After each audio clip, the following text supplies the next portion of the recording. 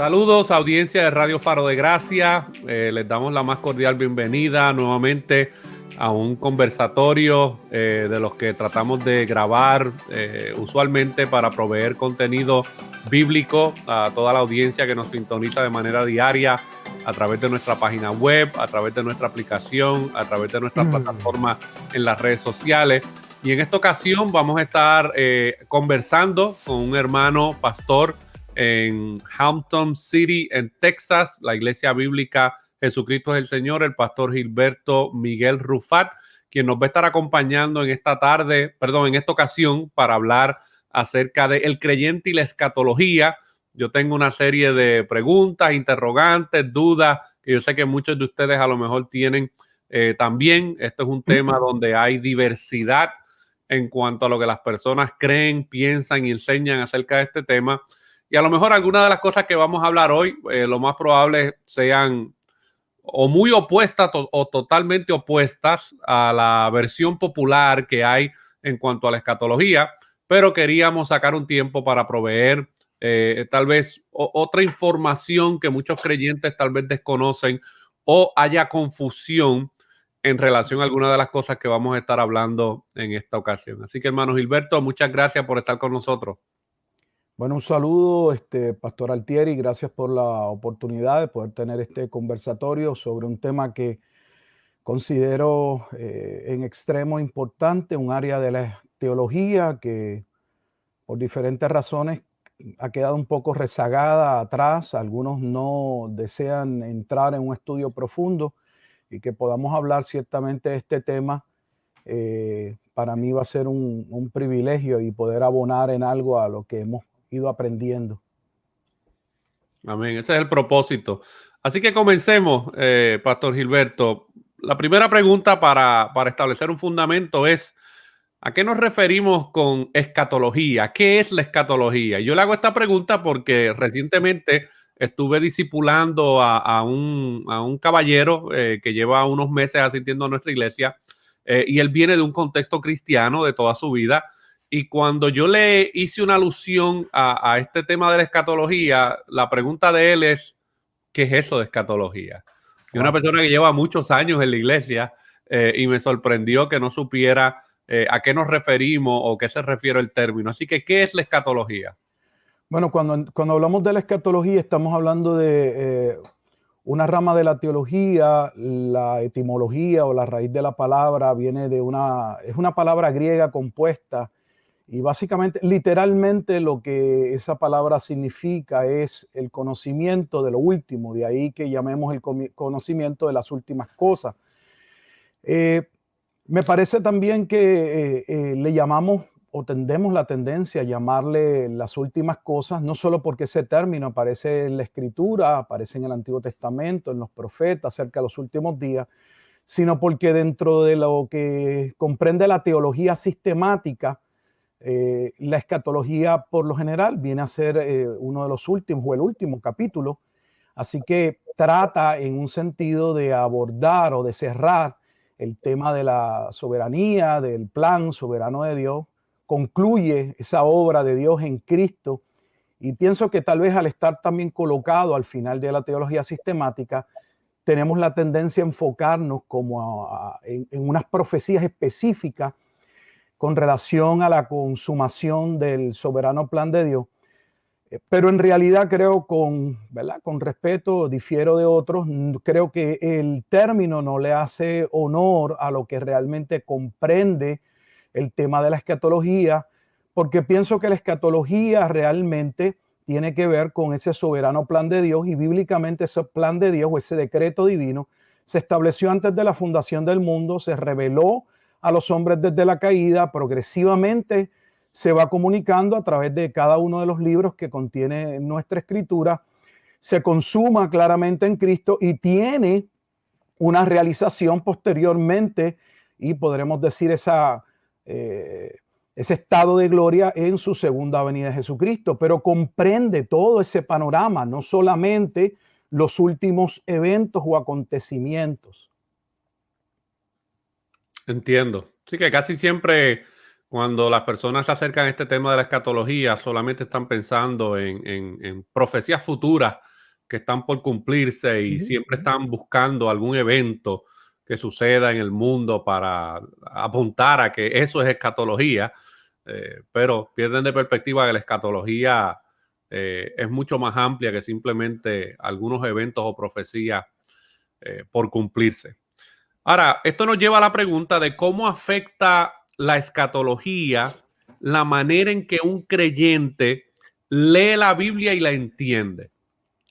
Wow, muy buena pregunta. Sin duda alguna, para algunos va a afectar, en algunos casos va a afectar más, en otros tal vez no afecte. Me explico. He tenido personas, por ejemplo, de nuestra iglesia, que no tenían ningún conocimiento en términos de alguna posición escatológica, y con ellos se hace mucho más fácil poder ir trabajando el tema. El problema está, como suele en otras áreas de la teología, cuando ya tenemos suposiciones o hemos adoptado, ¿verdad?, tenemos algún entendimiento que tristemente, y aprovecho la oportunidad, casi nunca proviene de un estudio serio de la Escritura, sino simple y sencillamente de haber aceptado una verdad que abrazamos, que nos pareció que, no sé, que la predicación, el libro que leímos o el pastor de preferencia sabe de lo que está hablando y la adoptamos, la abrazamos. Gran parte de las cosas que nosotros llamamos verdad no son el resultado de nuestro análisis, de nuestra investigación, de nuestro estudio, sino algo que abrazamos. También aprovecho para decir que si eso es así y podemos reconocerlo, entonces deberíamos estar abiertos a considerar que podríamos estar equivocados o errados. Y eso debería abrir paso, no molestarnos cuando se nos informa de que hay perspectivas diferentes o personas que concluyen de una manera totalmente, ¿verdad? Llegan a otra conclusión. Solo deberíamos entonces darnos el tiempo de investigar. Pero ciertamente la escatología, especialmente la escatología, podríamos decir dispensacionalista pretribulacionista, que posiblemente es la escatología más aceptada, más ampliamente aceptada, sí afecta la manera en que comprendemos la Escritura. De hecho, no es nuestra opinión.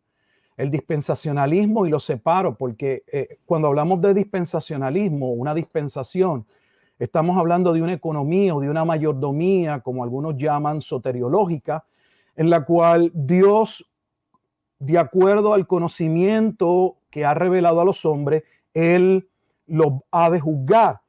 Pero cuando hablamos del dispensacionalismo pretribulacionista, que algunos dicen que tiene 7 dispensaciones, otros 9, difieren dependiendo del autor en el que uno, ¿verdad?, esté estudiando. Claramente afirman que para poder entender las Sagradas Escrituras se requiere de antemano el poder saber en qué dispensación uno está para poder interpretar la Escritura. En otras palabras, que aunque el dispensacionalismo pretribulacionista se enseña como una posición escatológica, la realidad es que es más que una posición escatológica. Es un método hermenéutico de interpretar la Escritura que ellos mismos esbozan, que sin él es imposible entender la Escritura. Así que esto es importante que lo comprendamos. Pienso que uno de los daños mayores que hace este sistema con respecto a los que lo siguen, yo lo seguí por muchos años por la misma razón que expresé iniciando, por no estudiar el tema. Era algo muy aceptado en Puerto Rico, en nuestras iglesias. Mi pastor era dispensacionalista, yo heredé su Biblia Scofield y bueno, seguí la línea. Eso fue lo que aprendí, pero posteriormente uno comienza a darse cuenta de que no todo va según lo que le han dicho. Así que es una herramienta hermenéutica que nos separa de algo importante en la comprensión de específicamente del Nuevo Testamento, lo que es importantísimo. ¿Por qué?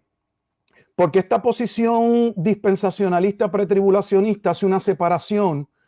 Al hacer una separación entre Israel básica y la iglesia, nos dice que hay unas profecías, especialmente, o la escritura del Antiguo Testamento, que no tiene nada que ver con nosotros, porque eso era para Israel y son promesas para Israel, asignadas a Israel.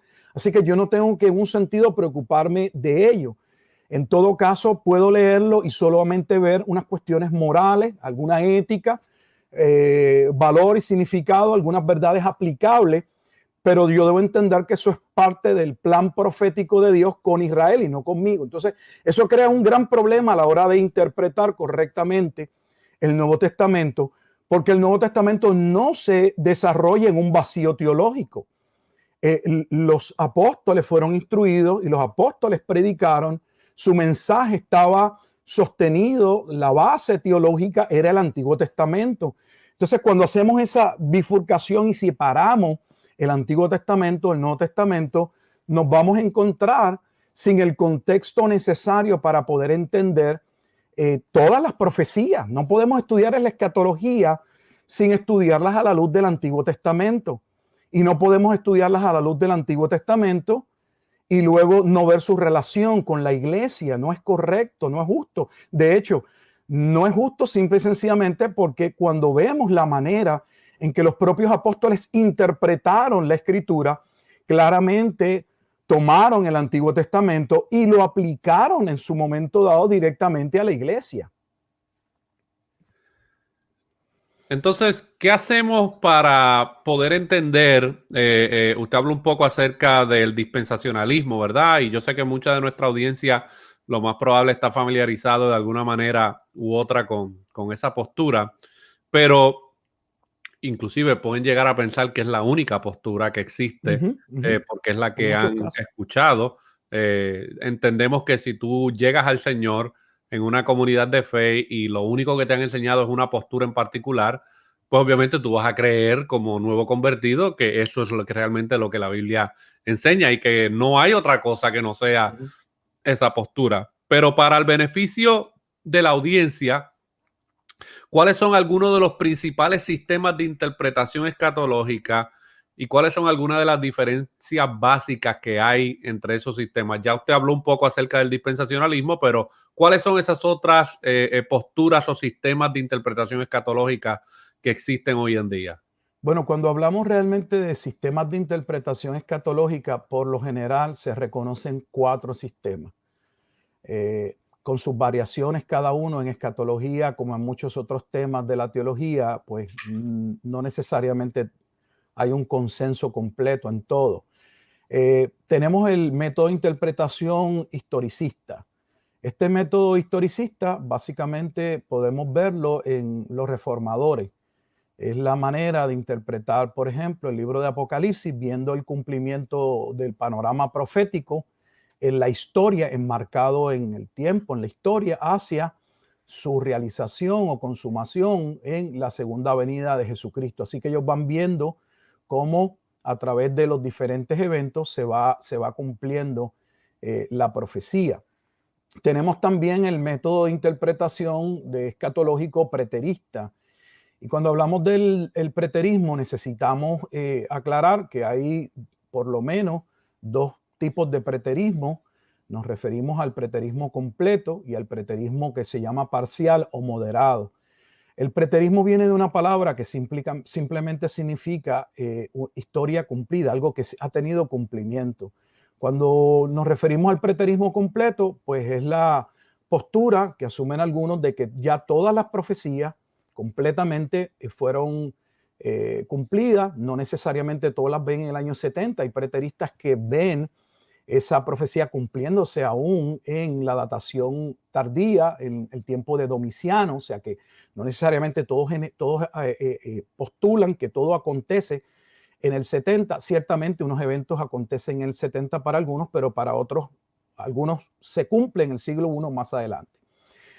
Cuando hablamos de los preteristas parciales, hablamos de aquellos que entienden que hay una parte de la profecía, específicamente aquella que se relaciona con la destrucción del templo de Jerusalén, que tuvo cumplimiento en la destrucción de Jerusalén, un evento que se inicia aproximadamente en el año 66 con unos sucesos que inician en Cesarea de Filipo y que van a terminar con la rebelión judía que va el Imperio Romano a entrar y destruir la ciudad y el templo. La tercera posición es la posición futurista.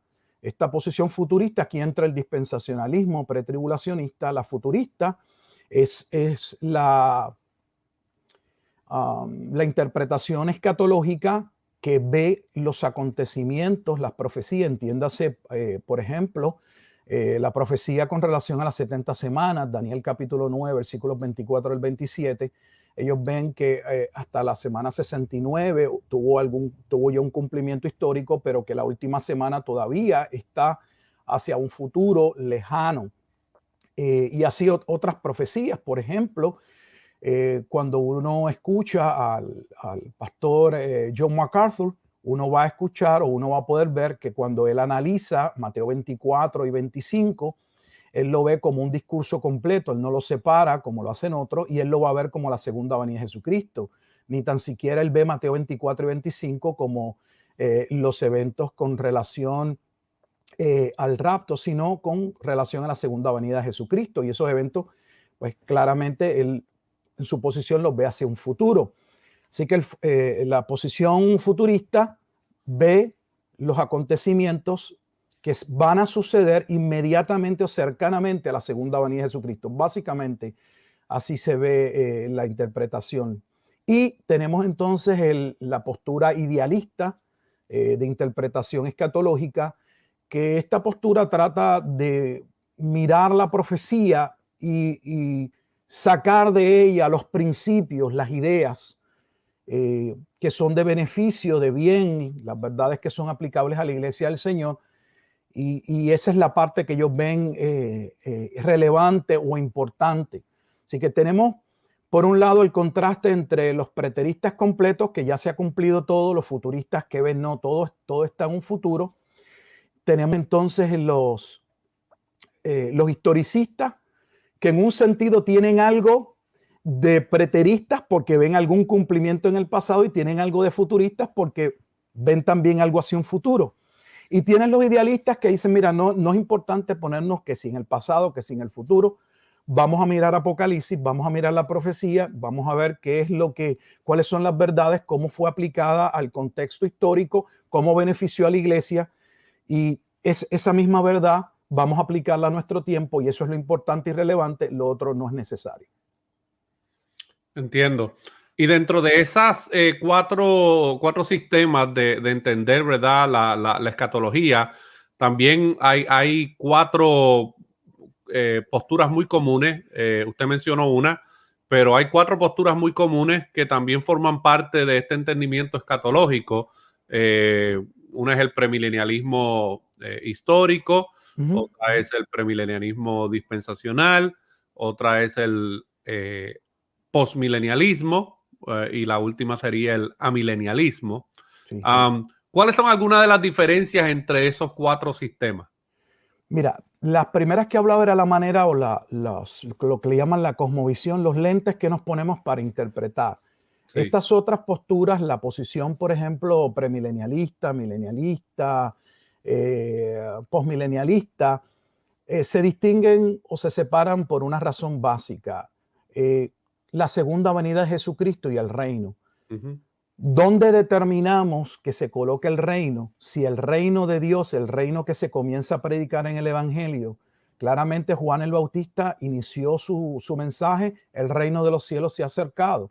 Jesucristo lo continuó, así que nos preguntamos, ese reino de los cielos, ese reino de Dios, se desarrolla, inicia antes de la segunda venida de Jesucristo o después de la segunda venida de Jesucristo. Así que la segunda venida de Jesucristo viene a ser lo que separa, lo que divide en un sentido cada una de estas posiciones, que son posiciones con relación al milenio, cuando se ese periodo milenial. Los premilenialistas, sean los premilenialistas históricos o las diferentes ramas del premilenialismo, van a ver que ese acontecimiento, ese reino se va luego, posterior a la segunda venida de Jesucristo. Los amilenialistas, por ejemplo, como gran parte de los reformadores, aunque también en la doctrina reformada está muy ligado también posteriormente al posmilenialismo. Muchos hoy, debo decir, son posmilenialistas, creen que el periodo milenial inicia antes de la segunda venida de Jesucristo y que de hecho culmina en un sentido, y no es que culmina porque ese reino era un reino eterno, sino que en la segunda venida de Jesucristo entonces se lleva a su realización o cumplimiento total, pero inicia antes. Así que en la segunda venida de Jesucristo tenemos el milenio y la segunda venida de Jesucristo. Y lo que separa una de la otra es dónde colocamos el milenio. Y el segundo dato importante es que separa estas posturas, no solo dónde ubicamos el milenio, si antes o después, sino cuál es el propósito del milenio. Y esto también es sumamente importante. ¿Qué propósito cumple ese periodo milenial? Cada postura, pues, lo toma de una manera claramente diferente. No es lo mismo, por ejemplo, para un postmilenialista, claramente que el reino sea antes que sea después de la segunda venida de Jesucristo. Así que esas son las dos consideraciones, podríamos decir, básicas. Es el reino, es antes de la segunda venida o después de la segunda venida. ¿Y cuál es el propósito? ¿Qué cumple ese periodo milenial?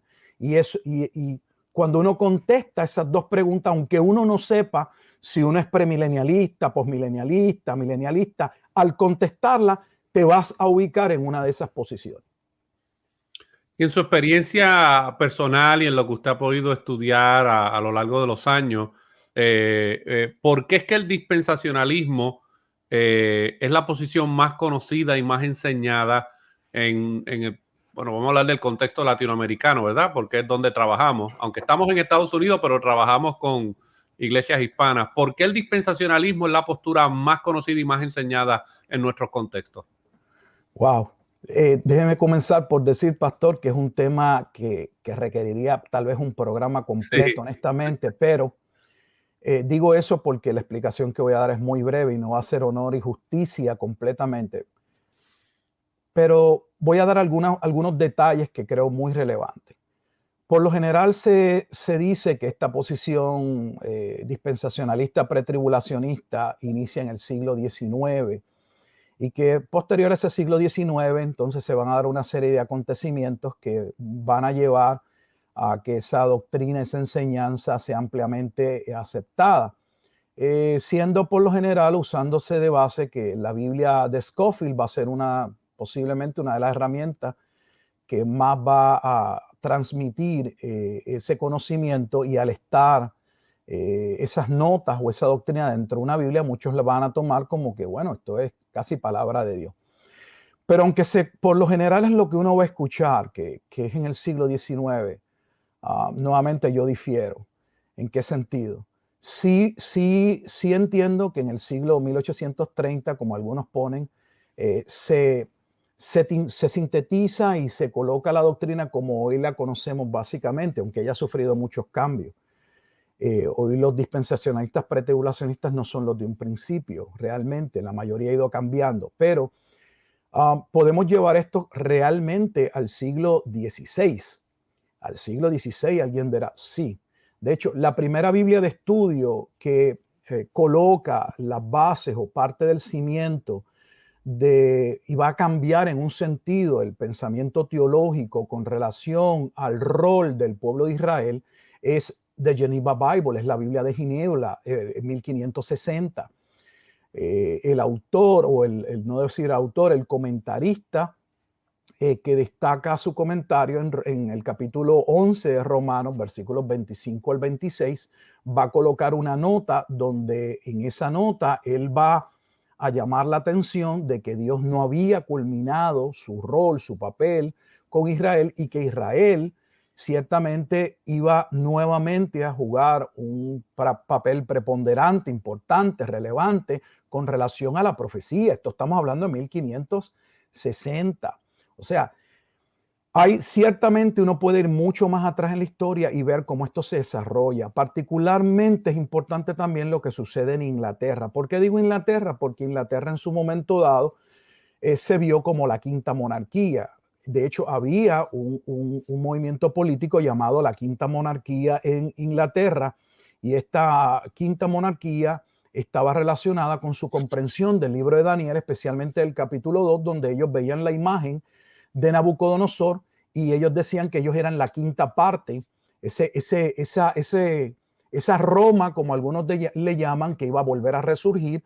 Inglaterra se vio en su momento dado que ellos eran ese imperio que estaba en las proximidades de la segunda venida de Jesucristo, y junto a esta Biblia y otros factores que podríamos hablar en un momento dado, ligados a los puritanos también, que aspiraban a la segunda venida de Jesucristo, se comenzaron a dar todos los esfuerzos por buscar dónde estaban las tribus, llamadas tribus perdidas del norte, y ver cómo estas tribus se podían ayudar, Israel se podía unificar y ser enviado nuevamente a Palestina para que pudiese acontecer la segunda venida de Jesucristo. Así que hubo un momento para tratar de ayudar y de adelantar la segunda venida de Jesucristo, y esa historia mucho antes de Scofield.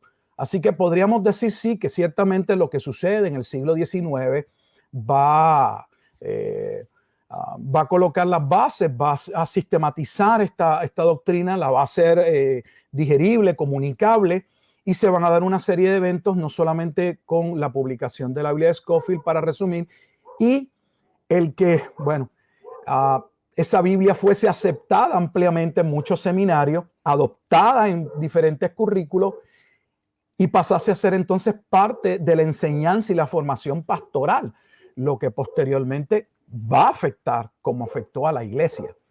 Además de un sinnúmero de predicadores que vinieron aquí y que en conferencias escatológicas impactaron, y un sinnúmero de libros también en su momento dado que pues, causaron mucho impacto. O sea, hay un sinnúmero de eventos que se van dando, que van a llevar a que esta posición se acepte, pero por lo general, siempre que hay un cambio, hay algún tipo de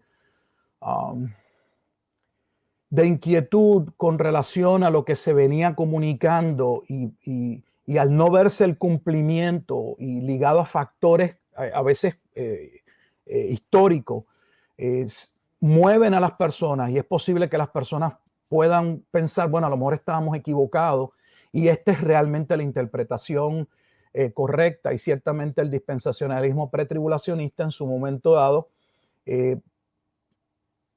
pareció ser la interpretación correcta de por qué ciertos eventos no se habían realizado.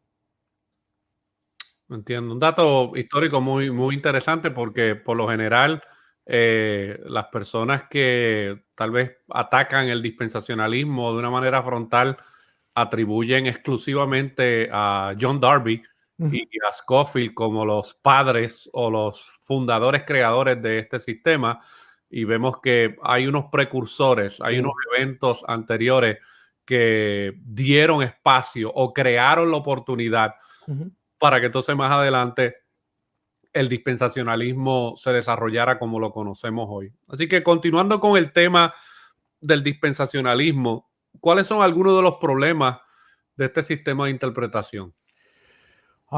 Yo pienso que al menos voy a mencionar 3 áreas. Afecta claramente la cristología. Y alguien dirá, bueno, pero ¿cómo va a afectar la cristología? Pues sí, entiendo que esta postura soteriológica afecta a la obra de Cristo en el punto en que se separa, al separar a Israel de la iglesia en el plan de Dios, tenemos un problema con lo que Cristo claramente ha hecho. Por poner un punto sencillo, la cena del Señor. Cada vez que nosotros participamos de la cena del Señor, no hay manera, no importa la posición que tengamos, escatológicamente hablando, o no sepamos, hablamos de la copa del nuevo pacto. Entonces no podemos hablar de la copa del nuevo pacto, que es el cumplimiento de lo que los profetas habían dicho se iba a realizar cuando la profecía con relación al hijo de David o al Mesías o al ungido vendría. Y no podemos hablar de que el nuevo pacto no se ha cumplido, porque en algunos sistemas escatológicos el nuevo pacto no se puede cumplir, porque el nuevo pacto tiene que ver precisamente con Israel y con la salvación de Israel, y esa salvación todavía no se ha dado.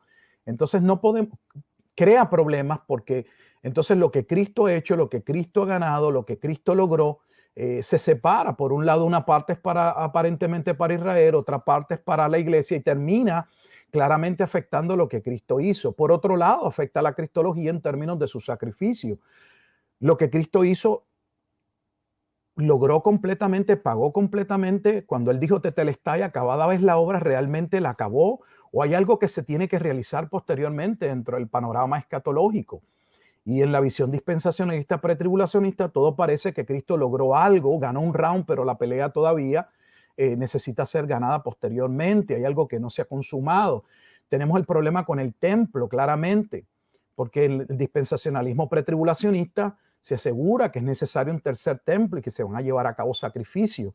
No entendemos con toda honestidad como alguien puede entender que sacrificios posterior a la muerte de Jesucristo, donde claramente tenemos una carta explícita, la carta a los hebreos, donde se nos dice que Cristo es la consumación de todo el soberano plan de Dios, que todo era prefigura, era sombra de aquello que se había de cumplir, que ya no es necesario más sacrificios porque Él era el templo, porque Él era el sacerdote, porque Él era el sacrificio, porque Él entró al lugar santísimo, porque Él lo era todo tenía que ver con Cristo. Y luego entonces tener un sistema donde lo que Cristo hizo parece no haberlo cumplido totalmente, su sacrificio parece no haber sido eficaz completamente, y tenemos unos sacrificios. Yo sé que algunos tratan de explicarlo y sé que algunos van a decir, bueno, pastor, es que usted no entiende.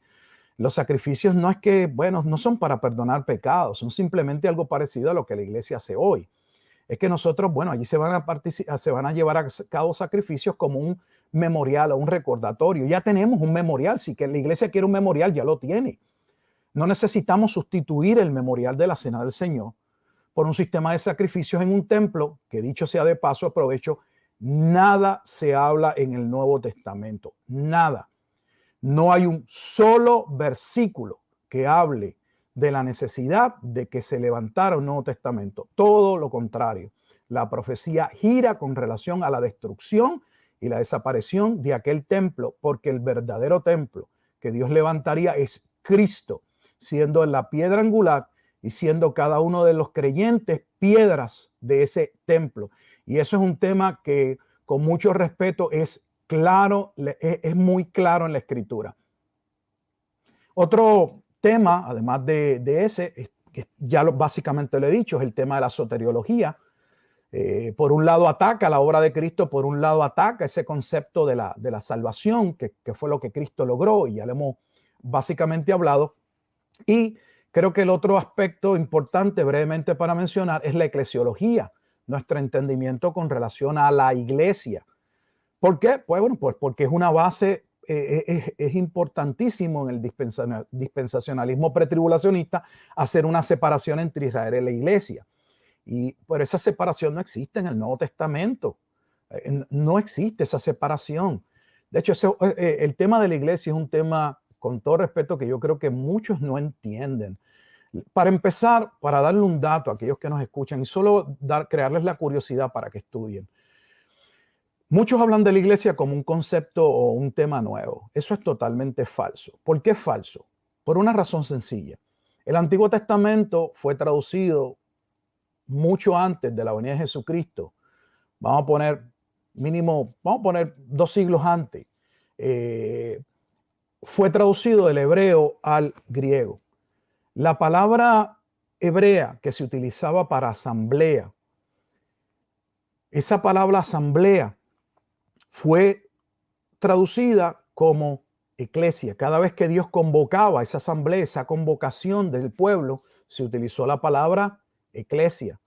Por lo tanto, cuando Jesús utiliza la palabra eclesia, usted podrá notar, yo creo que nadie puede entrar en controversia de que la primera mención de ese término griego en el Nuevo Testamento se halla en Mateo capítulo 16, cuando Jesús tiene aquel momento ya básicamente a final de su ministerio, donde claramente le va a decir a sus discípulos que es necesario que él vaya a Jerusalén, padezca, muera y resucite al tercer día. Y cuando él les habla acerca de la iglesia, sobre esta roca edificaré mi iglesia, ninguno de los discípulos, puede usted observar o notar que ninguno le preguntó, oye, Jesús, disculpa, Ese término, ¿a qué te refieres? ¿De qué estamos hablando?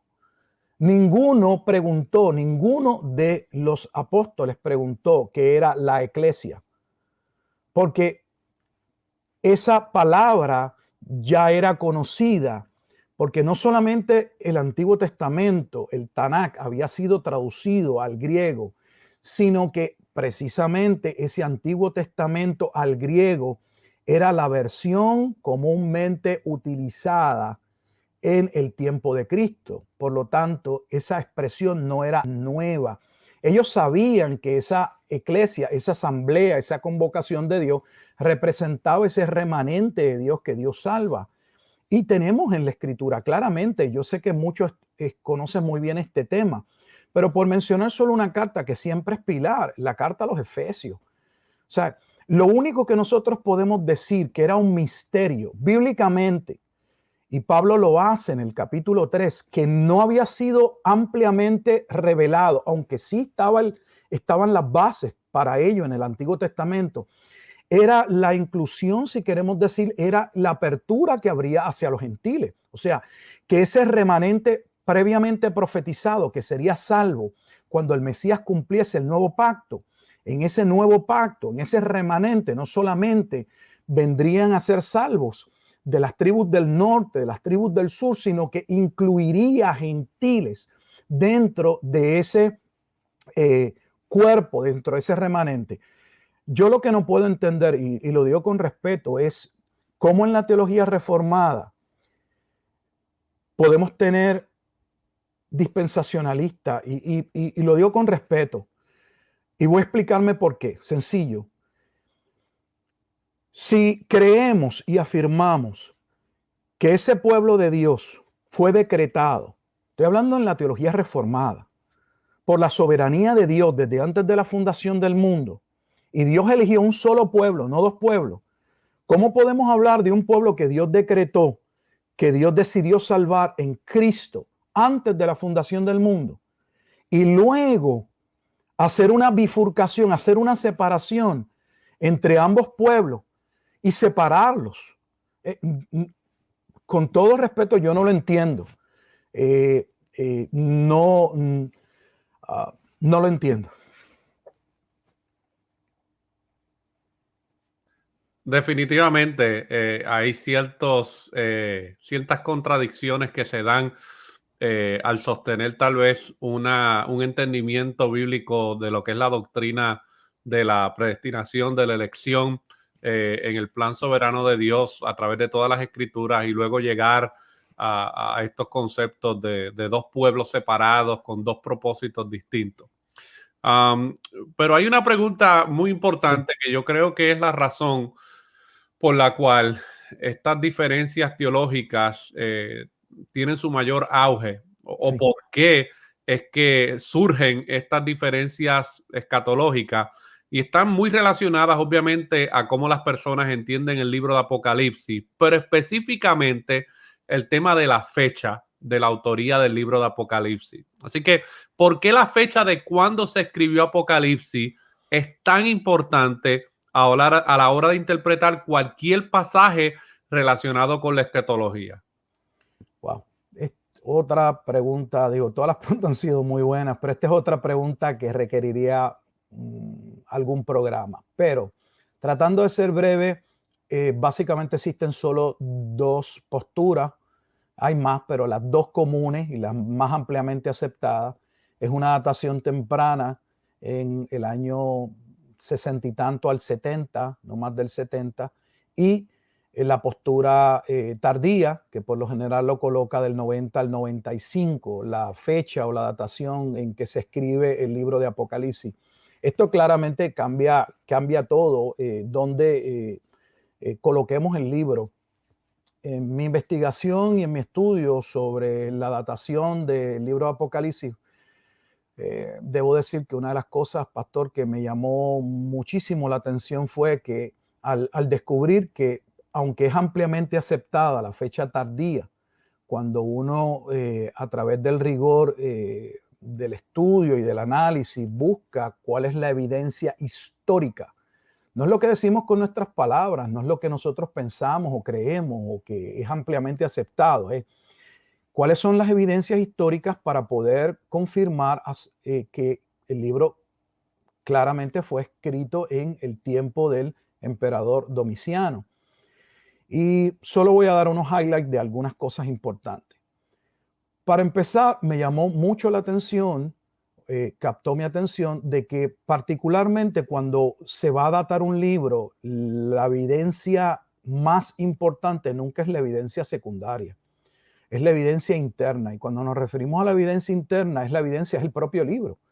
Es los pasajes, los argumentos, los personajes, todo lo que pueda apuntar a colocarnos, si es que no está claramente explícito, y nos pueda dar información de en qué momento histórico se está hablando. Y no entiendo por qué el libro de Apocalipsis básicamente es fechado utilizando evidencia externa. ¿A qué evidencia externa nos referimos? No a la evidencia que sale o se desprende del libro, sino utilizando principalmente a Ireneo, por ejemplo. El problema con Ireneo, habría que entrar a la patrística y entrar a ver que Ireneo, para empezar, no es el único padre de la iglesia, que tiene otros padres contemporáneos a él que difieren de él. Pero en mi estudio de contraherejías, una de las cosas que me sorprendió fue ver que mientras es utilizado como un testigo contundente, yo no pude ver un testigo contundente. Y no es que quiera pisotear la patrística, pero los padres de la iglesia se confundieron en muchas áreas y tenemos que ser honestos. Por ejemplo, yo no puedo tener un testigo en un estrado como un testigo que me va a ayudar a datar un libro que comete errores tan crasos como no saber exactamente cuándo Jesucristo nació. Si uno lee a Ireneo, Ireneo dice básicamente que Jesucristo nace en el tiempo de Augusto, lo cual es correcto, pero cuando tenía 41 años en sus funciones.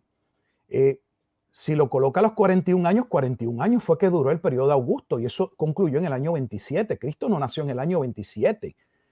Es ampliamente aceptado que Jesucristo murió bajo la vida de Nerón y Nerón se acepta, perdón, debo decir de Herodes el Grande, disculpen, Herodes el Grande, y Herodes el Grande se acepta que murió aproximadamente en el año 4 antes de Cristo. O sea, y aún si fuera que no esté claro, y no es que después, Ireneo no dijo después de los 41 años del periodo de dominio de Augusto, sino que fue al principio, pues lo coloca en el año 14 antes de Cristo. O sea, falla en la fecha en que Cristo nace. Dice que el ministerio de Cristo duró 20 años. Es ampliamente conocido que el tiempo del ministerio formal de Cristo, el ministerio público, que inicia con su bautismo, dura de 3 a 3 años y medio. Vuelve a fallar en ese punto. La edad en la que Cristo muere. Es ampliamente aceptado que Cristo murió aproximadamente en el año, cuando tenía 33 años de edad, aproximadamente. Lo coloca muriendo a los 50 años. O sea, ¿cómo podemos tener un padre de la iglesia que lo sentemos como un testigo para datar un libro que falla en aspectos que son tan comunes y ampliamente aceptados? La razón por la que se toma Ireneo, para aquellos que tal vez nos escuchan y no saben, es un padre de la iglesia, es porque Ireneo había sido discípulo de Policarpo y Policarpo a la vez había sido un discípulo de Juan, quien escribe el libro de Apocalipsis. Por lo tanto, esa es una suposición. Se entiende que si Ireneo había estudiado con Policarpo y Policarpo a la vez había sido un discípulo de Juan, pues ese es el hombre con mayor claridad, más cercano, y es quien nos puede ayudar. Hay una cita que yo no voy a entrar en la cita que él hace, pero hay una discusión con relación a esa cita porque lo que tenemos es una interpretación de esa cita y tampoco hay un consenso realmente con relación a lo que dijo Ireneo. Pero adelanto otros puntos. El primer padre de la iglesia, en términos, primer padre de la iglesia, el primer, debo decir, historicista de la iglesia luego de Lucas, el primer libro histórico que tenemos en la Biblia, que llega a los años 60, no sabemos 60 y tanto, hasta qué año aproximadamente. Algunos creen que pudo haber llegado hasta cerca del 66, no puede haber pasado el 68, porque en el 68 se entiende que muere tanto Pedro como muere Pablo en manos del emperador bajo el imperio donde estaba Nerón. Pero el otro historicista, o el historiador temprano de la iglesia reconocido, es Eusebio de Cesarea. Cuando leemos Eusebio de Cesarea también es un poco contradictorio, que por un lado cita cosas de Ireneo, pero por otro lado pone la abominación desoladora cumpliéndose. Claramente Eusebio de Cesarea coloca la abominación desoladora teniendo un cumplimiento y mostrando como evidencia a otro historiador. Nos referimos, ¿verdad?, a ese historiador judío, Flavio Josefo, donde él usa las guerras de los judíos para destacar que lo que profecía que Jesús había hablado con relación a la abominación desoladora, claramente citando Mateo capítulo 24, de hecho, mostrando cómo el pueblo escapó y se fue a una ciudad llamada Pela o Pella, y escaparon del juicio de Dios. O sea, tenemos el padre temprano de la iglesia escribiendo la historia de la iglesia y colocando que al menos la parte de la profecía con relación a la destrucción de Jerusalén tuvo cumplimiento en el año 70. Adicional a ello, tenemos otros historiadores muy importantes que han concluido lo mismo. Un historiador que ha escrito una obra extensa sobre historia, William Durant. William Durant establece que el tiempo de la datación del libro de Apocalipsis tiene que hacerse en una fecha temprana, corresponde a una fecha temprana. De hecho, posiblemente el historiador más importante de la iglesia con la cantidad de libros y publicaciones, no creo que nadie lo supere al momento, es Philip Schaff. Y algunos no conocen, pero aunque Schaff en su momento dado colocó el libro de Apocalipsis en la fecha tardía, luego se retractó, y esto casi nunca lo vas a ver en los libros. A mí me llama la atención, porque Philip Schaff luego, cuando continúa sus otros libros sobre la historia de la iglesia posterior al siglo III o IV, vuelve a retomar aspectos que había estudiado y cambia su posición. Y dice que el peso de la evidencia, luego de haber vuelto a examinar la historia, colocaba la datación o la fecha del libro en el tiempo del emperador Nerón. Más aún, tenemos autores que han hecho investigación con relación a la fecha del libro de Apocalipsis y han concluido, ese ha sido su análisis, su estudio, y ellos mismos han concluido que no existe evidencia contundente para fechar el libro de Apocalipsis en el tiempo de Domiciano. Eso es solo hablando de la evidencia externa y de cómo ha sido interpretada. No hemos hablado, y no pretendo en este momento hablar, podemos hacerlo para otro espacio, de los aspectos internos del libro que corresponden a la fecha del libro. Solo mencionaré dos breves. El primero es que claramente, yo no creo que esto sea honestamente controvertible. Cuando Juan escribe, tanto en Apocalipsis 3 y en el capítulo 17, está identificando a la bestia en términos de aquel que está llevando a cabo la persecución. ¿Cómo lo hace? En el capítulo 13 lo hace diciendo: aquel que tenga sabiduría cuente el número de la bestia, es 666. Está diciéndole a su audiencia que ellos podían conocer quién era el nombre de la persona que estaba llevando a cabo o que iba a llevar a cabo la persecución.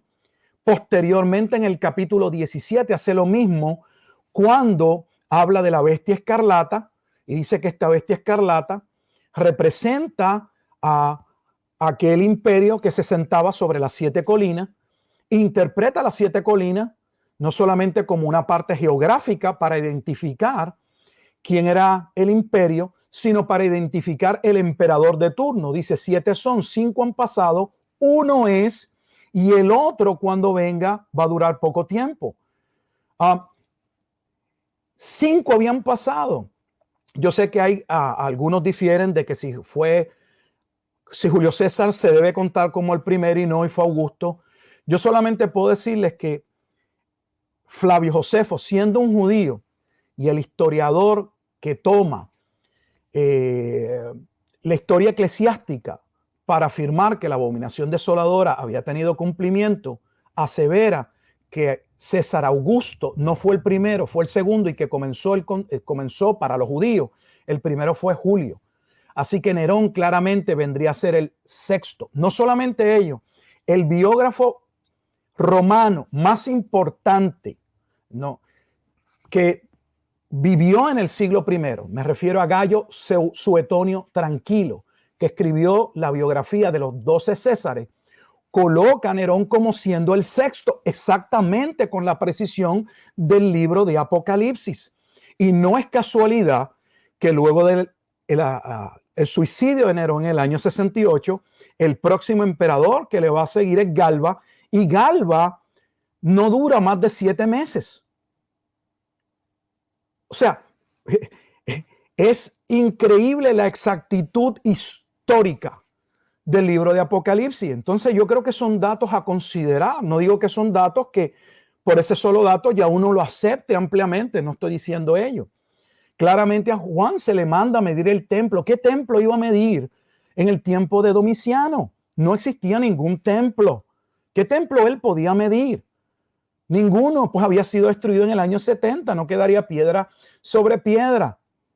Y yo sé que algunos tratan de, ¿verdad? Pues que yo lo entiendo, todos lo hemos hecho. Cuando uno tiene una suposición, uno trata, y este es el problema, de cometemos el error hermenéutico de hacer eisegesis, de tratar de colocarle al pasaje nuestra interpretación previa. El pasaje debe decir lo que nosotros creemos. Entonces buscamos, no, pues bueno, tal vez no era ese templo, pero lo mandó a medir el templo celestial. No, lo mandó a medir el templo, y de hecho la referencia ya estaba en el libro de Ezequiel, porque Ezequiel se le manda a hacer exactamente lo mismo. A Ezequiel ve cómo el templo sería medido en un sentido y cómo el templo sería destruido y sería medido. Las referencias eran antiguo testamentarias en Apocalipsis. Todas las visiones y alusiones que se están haciendo en el libro de Apocalipsis son alusiones y referencias al Antiguo Testamento. Pero si tenemos una posición dispensacionalista, pretribulacionista, que ya nos ha dicho, no mires el Antiguo Testamento, no es necesario, no es importante, somos nuevos testamentarios, no vamos a partir de la base correcta. No vamos a poder ver que las visiones que Juan está viendo no son eventos nuevos. Eran visiones que estaban contenidas en el Antiguo Testamento sobre eventos que ya había vivido el pueblo, lo que daría el contexto para que Juan, como los que iban a recibir el libro, tuvieran la base para poder interpretarlo objetivamente. Segunda de Pedro, capítulo 1, versículo 20, le recuerdo a mis hermanos, porque yo me lo recuerdo todo el tiempo a mí, que la Escritura dice que no es de interpretación privada. Si la Escritura no es de interpretación privada, no es simple y sencillamente que yo no le puedo dar el significado que yo quiero, sino que tiene que haber una base objetiva con la cual yo pueda interpretar la Escritura. Y ciertamente el principio de analogía de la fe no se halla ausente en muchos libros que hablan sobre Apocalipsis, porque usamos la hermenéutica para todos los demás libros, y cuando llegamos entonces al libro de Apocalipsis, o llegamos a pasajes como, no sé, Mateo 24 y 25, o estamos en Daniel 9, la profecía de las 70 semanas, entonces las reglas hermenéuticas son abandonadas, y eso no es correcto. De hecho, académicamente desluce al que lo hace. Y para el beneficio de la audiencia, porque a lo mejor algunos de los que nos van a estar escuchando, tal vez es la primera vez que escuchan alguna de las cosas que usted ha mencionado, pero para simplificarlo un poco, ¿cuáles serían las implicaciones de entender y aceptar una autoría temprana del libro de Apocalipsis a la hora de entender pasajes como Daniel capítulo 9, Mateo capítulo 24 y 25 y Apocalipsis? ¿Cuál es la diferencia o cuáles serían las implicaciones de entender y aceptar una autoría temprana versus aceptar una autoría más tarde, después del año 70, con la destrucción de Jerusalén? Cuando Jesús, vamos a hablar de lo que sabemos. Yo creo que en toda área, no solamente en el área teológica, en el área cristiana, en cualquier área del saber, uno nunca parte, pastor, de lo que uno no sabe, uno parte de lo que uno sabe. Y hay cosas que nuevamente, valga la redundancia, no sabemos y hay otras que sabemos. Cuando estudiamos Mateo 24 y 25, Jesús, no es ningún teólogo, Jesús dijo que la base para poder entender el discurso profético del Monte de los Olivos era ciertamente el libro de Daniel. Mateo capítulo 24, versículo 15. Dijo que lo que él iba a hablar tenía que ver con la abominación desoladora. Y la abominación desoladora nos conduce, nos lleva al libro de Daniel. Y específicamente 3 capítulos básicos. Daniel capítulo 7, Daniel capítulo 9 y Daniel capítulo 12. Especialmente el capítulo 9 y el capítulo 12 tocan el tema de la abominación desoladora. Ahora bien, ¿de qué se trata la abominación desoladora? La abominación desoladora era el juicio contra Judá. Cuando uno está leyendo Daniel capítulo 9, Daniel se encuentra, antes de llegar a la profecía, Daniel se encuentra esperando la liberación del pueblo de Judá que fue sometido, que fue llevado a desolación, valga la redundancia, porque hay desolaciones antes. Había sido desolado por el imperio babilónico. Dios había hablado, el pueblo no había escuchado y entró en desolación. Daniel se halla en espera de que se cumpla la liberación. Tiene en su mano el profeta Jeremías y está esperando el cumplimiento del tiempo de una profecía llamada los 70 años. Profecía que está contenida en Jeremías capítulo 25 y Jeremías capítulo 29, donde se establecía que luego de 70 años Judá sería liberada. Daniel está básicamente en el periodo en que se van a cumplir los 70 años, pero el pueblo todavía no ha sido liberado. Ciro de Persia los va a liberar, pero no se ha cumplido ese momento. Y él está esperando ese momento. ¿Y por qué pongo el contexto? Porque lo es todo, el contexto lo es todo. Mientras él está esperando esa liberación y con esa liberación la redención completa, Dios le va a enviar al ángel Gabriel para decirle que aunque se va a cumplir la profecía de los 70 años y ciertamente el remanente de Judá que fue protegido en Babilonia, se le permitiría ir a Jerusalén a reconstruir el templo y la ciudad. No obstante, la liberación completa, la salvación no se daría. Ahí entra la profecía de las 70 semanas, sino hasta que viniese el Mesías príncipe, lo cual claramente no iba a suceder en 70 años, ni algunos años, contando el momento en Daniel 9 en que Daniel recibe la profecía. Por lo tanto, en el contexto era futuro. Cuando llegase el Mesías príncipe cumpliría la abominación desoladora, cumpliría el nuevo pacto que Jeremías ha hablado y que el libro de los Hebreos muy bien recoge. Y ya cuando habla del nuevo pacto, ¿a quién cita? Hebreos, al profeta Jeremías. ¿Quién cumple el nuevo pacto? Jesucristo. ¿Dónde lo cumple? El inicio de la profecía, Daniel 9:24. Él vendría a terminar la prevaricación, a poner fin al pecado, a traer una justicia perdurable.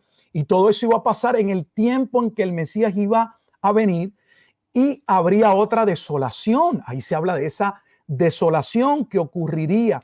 No se nos dan todos los detalles, pero ciertamente se habla de la desolación y la destrucción del templo, especialmente en los versículos 26 y 27. ¿Por qué esto afecta a la datación del libro?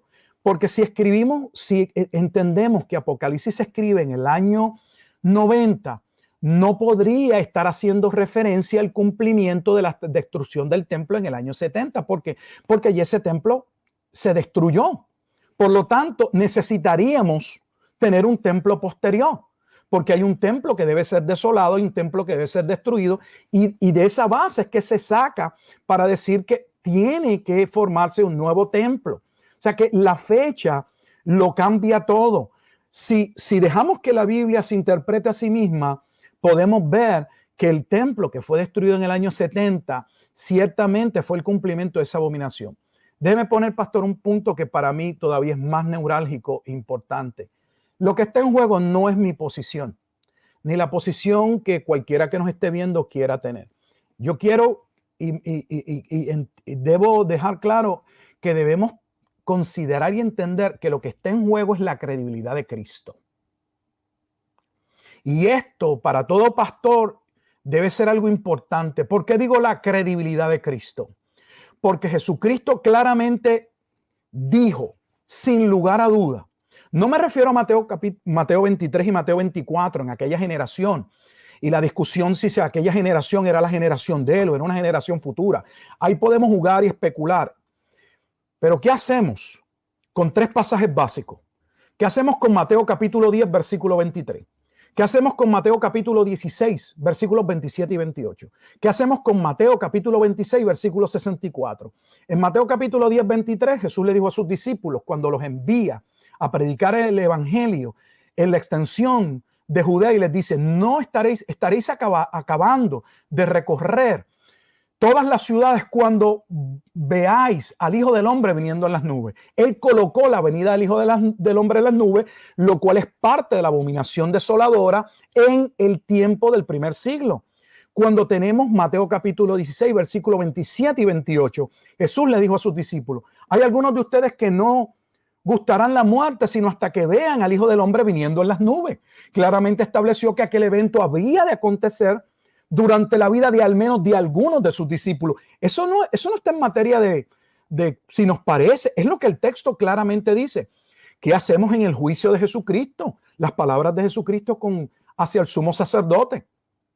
Tú lo has dicho, y desde ahora veréis al Hijo del Hombre sentado a la diestra del Padre y viniendo en las nubes. O sea, tenemos tres pasajes en el libro de Mateo que de manera explícita determinan que el juicio de la abominación desoladora que culminaría con la destrucción del templo debió ocurrir en el primer siglo.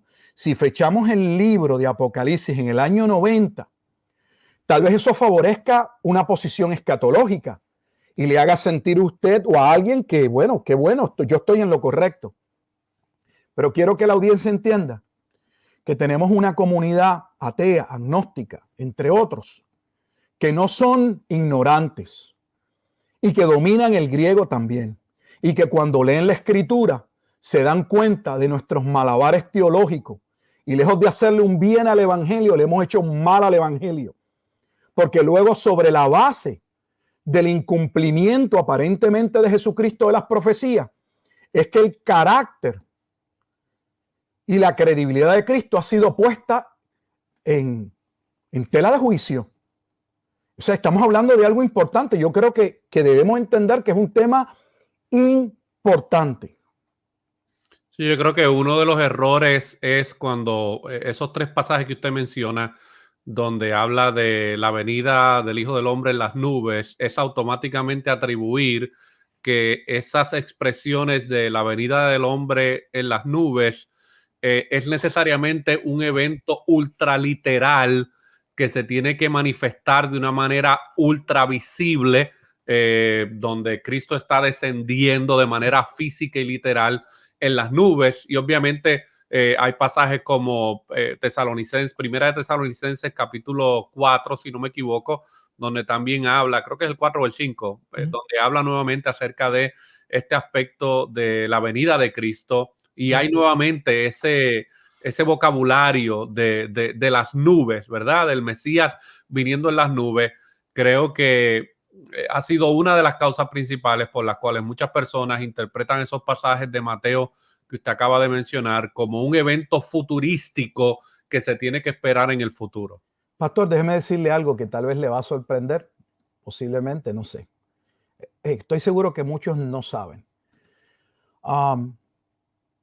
Llamó mi atención en mi investigación y sigo investigando la escatología porque es parte de mi rigor para mi tesis doctoral. Y una de las cosas que me llamó la atención fue el que la palabra parusía, que por lo general es sinónimo de la segunda venida de Jesucristo, generalmente aceptado, ampliamente aceptado. ¿Qué si yo les digo, y lo hago público, que esa palabra no aparece en Apocalipsis? ¿Dónde lo ha visto en algún libro?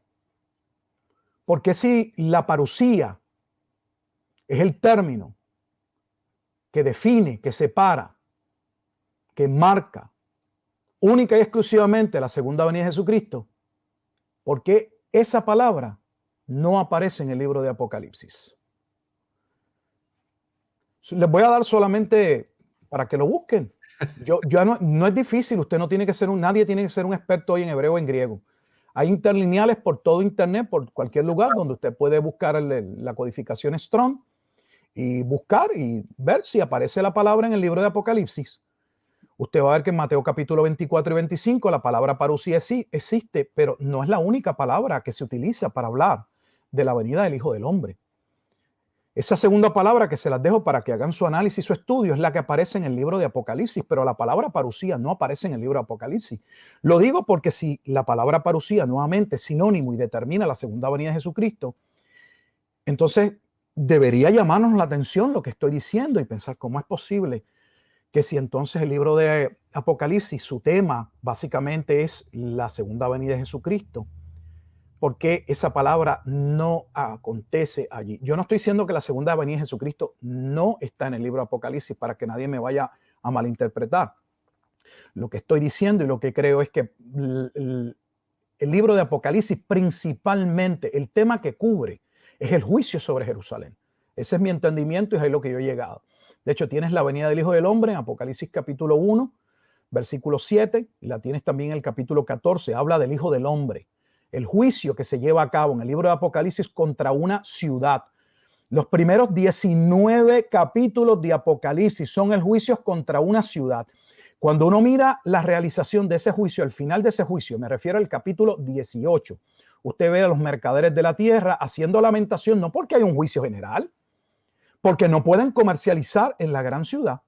Me pregunto cómo alguien puede llamar un juicio general, un juicio universal, que comprende a todos, donde tienes personas que se están lamentando porque otros han pasado por juicio, pero ellos no. Y su lamento es que ya no van a poder hacer negocios. ¿Cómo podemos llamarle a eso la segunda venida de Jesucristo, llamarle a eso el juicio universal? No, porque no era el juicio universal. Era el juicio contra la gran ciudad, que es la ciudad que Jesús dijo que sería destruida y que Apocalipsis capítulo 11, versículo 8 define como la ciudad donde Cristo fue crucificado. Se lo dejo ahí para que lo estudien. Interesante todos esos datos y esperamos que nuestra audiencia pueda realmente también hacer su investigación propia, especialmente aquellos que les fascina mucho la escatología.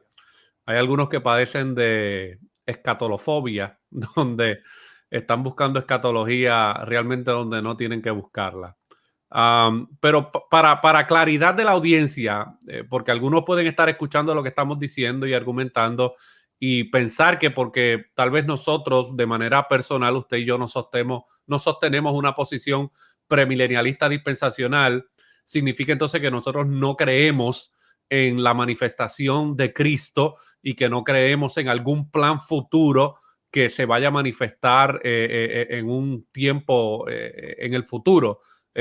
Porque obviamente no sostenemos tal vez la manera en que muchos entienden las profecías bíblicas y especialmente Mateo 24, 25 y el libro de Apocalipsis. Pero queremos aclarar eso porque hay personas que piensan que si tú no sostienes un sistema premilenial dispensacional, pues entonces tú no crees en nada que tenga que ver con eventos futuros que vayan a pasar o manifestaciones de Cristo y de su reino o de sus planes en un futuro.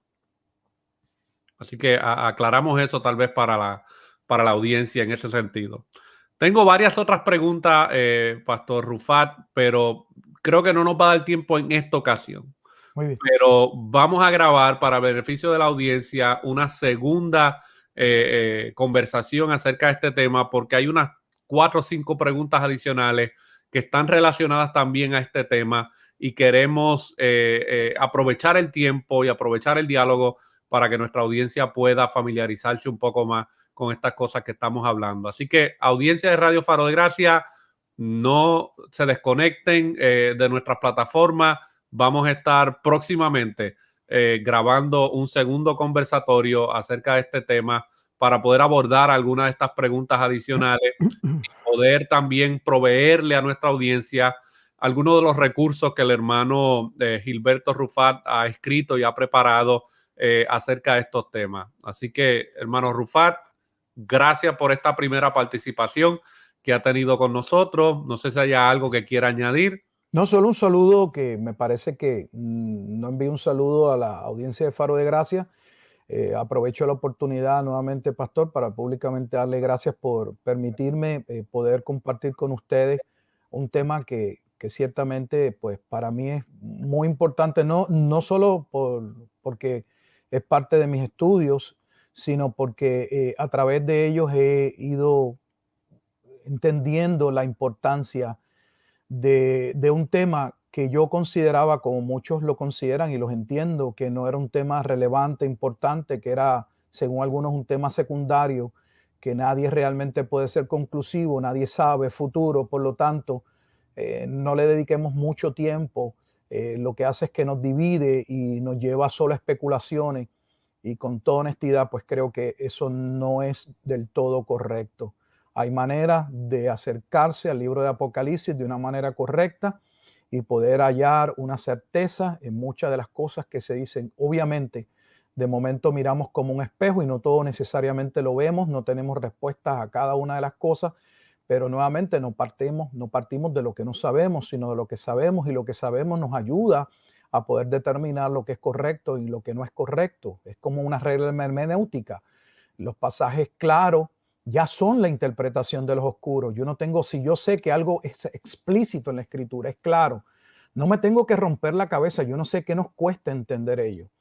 Si la Biblia es de inspiración, si la Biblia es inspirada por Dios, y si Dios es infalible, si no hay error en ella, y si hay algo claro en un pasaje, ese pasaje claro es la interpretación del oscuro, punto, y claro, y llano, y no decir lo contrario, que es lo que yo veo siempre, muchas veces en las redes sociales con diferentes temas, es decir, que este pasaje dice una cosa y este dice otra cosa. Y entonces no nos damos cuenta de que lo que estamos haciendo es minando la credibilidad de la escritura, porque lo que estamos diciendo, bueno, es que Juan dice una cosa, pero Pablo dice otra cosa. Tú me citas a Juan y yo te cito a Pablo. No, eso no está bien. No, si vamos a tocar un pasaje, vamos a tocar ese pasaje y luego podemos ir al otro pasaje, pero yo no puedo decir, no, pues está bien, esa es tu verdad, quédate tú con Juan y yo te voy a citar acá a Pedro. Así que yo animo a la audiencia a estudiar el tema de la escatología. Ciertamente es un tema importante, no por lo que estamos viviendo. Para mí es un tema importante porque la escatología es el cumplimiento del soberano plan de Dios en Cristo. Y si ese tema no es relevante para algunos, no sé, no los entiendo. Pero gracias por esta oportunidad y un saludo. Así que, audiencia Radio Faro de Gracia, estén pendientes a la segunda entrega que vamos a tener de este conversatorio acerca del creyente y la escatología. Dios me los bendiga a todos grandemente.